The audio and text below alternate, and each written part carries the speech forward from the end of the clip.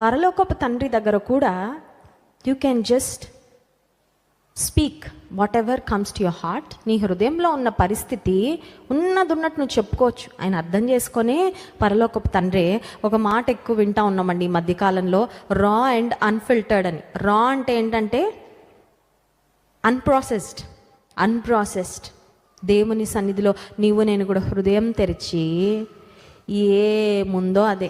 కొన్నిసార్లు మైండ్ అంత పిచ్చిగా ఉంటుందండి, కొన్నిసార్లు మనసు చాలా కలవరంగా ఉంటుంది, ఏం చేయాలో అర్థం కాదు, ఏమీ తోచదు.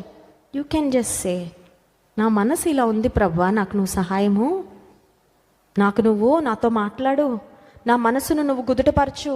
కొన్నిసార్లు మనసు మరి ఒక రెపరెపలాడుతూ ఉంటాయి కదా, జెండా అలా ఉంటుంది. It's very wavering.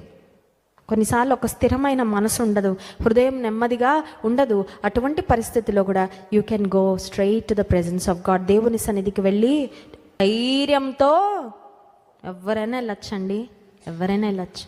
ఏ సమయంలో అయినా వెళ్ళొచ్చు, ఏ స్థితిలో అయినా వెళ్ళొచ్చా? Is it ever too late to go to God?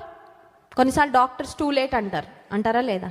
ఇప్పుడు అమ్మ వచ్చేది, ఇంత ముద్ర పెట్టుకున్నాక వచ్చేది, ఇంకా ముందు రావచ్చు కదా, ముందు వచ్చింటే హెల్ప్ చేసేవాళ్ళు.